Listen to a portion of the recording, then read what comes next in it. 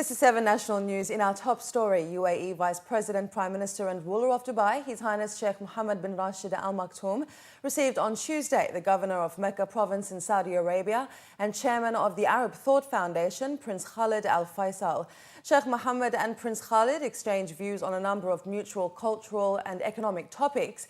They also discussed the role of the Arab Thought Foundation and the importance of involving intellectuals, writers, historians and journalists in drawing a brighter cultural image in the Arab world, consolidating the nation's role in the international arena. Meanwhile, Prince Khalid Al Faisal congratulated the UAE's leadership and its people on the occasion of the 42nd National Day and the UAE's win to host World Expo 2020 in Dubai. He also commended the achievements of the UAE, particularly those attained by Dubai over the past 30 years. And His Highness Sheikh Mohammed bin Rashid Al Maktoum has commented on Dubai's win to host the World Expo 2020, speaking to the Government of Dubai Media Office on the day of Dubai winning its bid on November the 27th. His Highness expressed his pride and happiness over the community's interactions with the event and the voting procedures that took place in Paris, which was witnessed by the global community. He also affirmed that the UAE is the country of the future, and winning the Expo 2020 bid denotes the world's trust in the UAE and its people. UAE Vice President, Prime Minister and ruler of Dubai, His Highness Sheikh Mohammed bin Rashid Al Maktoum, has launched the largest national brainstorming session, calling on all UAE citizens to partake and provide decision makers with the best ideas and suggestions to develop the health and education sectors. In tweets posted on his private Twitter account, Sheikh Mohammed announced that both health and education ministries will enter a ministerial retreat for 2 days, during which the development of both sectors will be discussed. Sheikh Mohammed also invited all UAE communities to partake. Sheikh Mohammed called on the community to offer their suggestions on developing the health and education sectors via Twitter and email. A specialised team will be tasked with analysing the contributions, and approved initiatives, programs and ideas will be announced at the end of the retreat.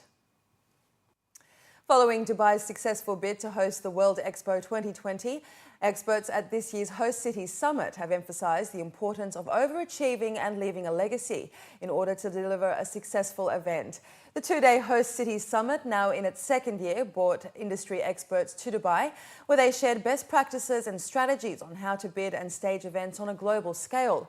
The conference was attended by His Excellency Hilal Saeed Al Marri, Director General of Dubai Tourism and Commerce Marketing, who stated that Dubai is aiming to be the most successful event city in the world.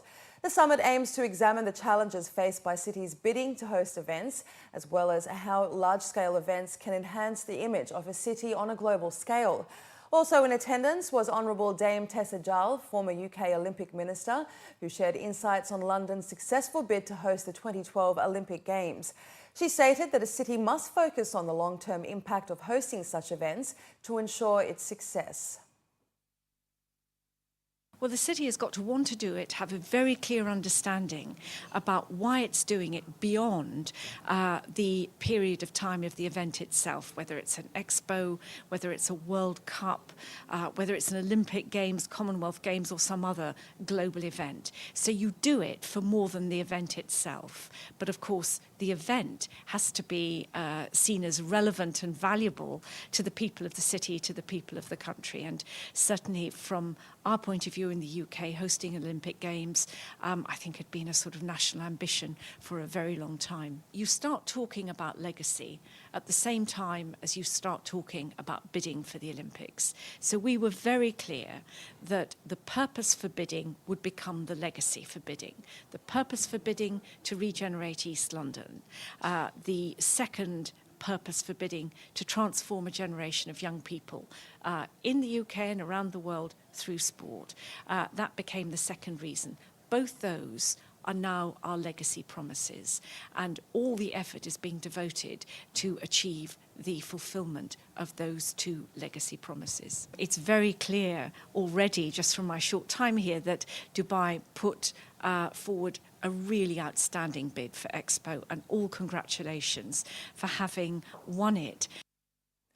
Dubai is renowned for being a major sporting events and festivals destination, according to Saleh Sen Talik, tournament director of Dubai Duty Free Tennis Championship, adding that Dubai has constantly strived towards overachieving, which has put it on the right track to host the World Expo. When you bid for such a big event like Expo 2020, you should have a proper and experienced events run.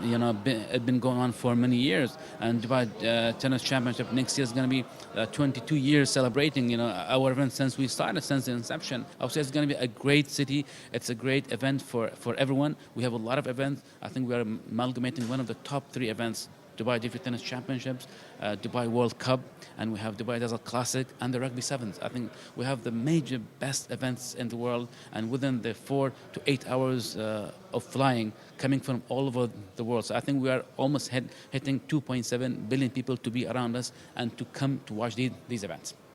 The first phase of a 2-year national diabetes survey designed to determine the rate of the disease and its related factors in the UAE is now complete. Dr. Saleh Al-Badawi, director of the National Project for Control of Diabetes at the Ministry of Health, was quoted in a local report as saying that the survey is essential in updating our information on the prevalence of the disease. Adding that with the last survey being completed 10 years ago, gathering updated information is crucial to give authorities an exact understanding of the problem so we know how to redirect our resources, how and where to intervene, and where education programs are needed the most. The National Diabetes and Lifestyle Survey, a joint undertaking between the Ministry and the University of Sharjah in collaboration with the Abu Dhabi and Dubai health authorities, wrapped up the first stage where 3,000 expatriates were surveyed across the country. The second and final stage of the project, which will collect data from an equal number of citizens, is already underway after being initiated on World Diabetes Day last month. About 745,000 residents, 1 in 10 of the population, suffer from diabetes, according to the International Diabetes Federation.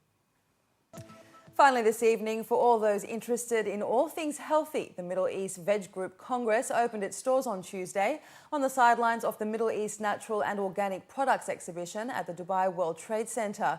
ME Veg champions the goal of increased consumption of plant-based foods for better health and sustainability in the Middle East. Established in 2007, the group has worked to formulate industry standards and benchmarks for a vegan lifestyle, and through the Middle East Veg Congress is hoping to further increase general awareness on this way of living.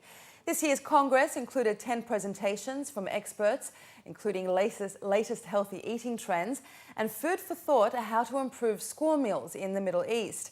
Other sessions including assessing one's body to make intelligent food choices and a thought-provoking panel discussion on the role and responsibilities of the food industry.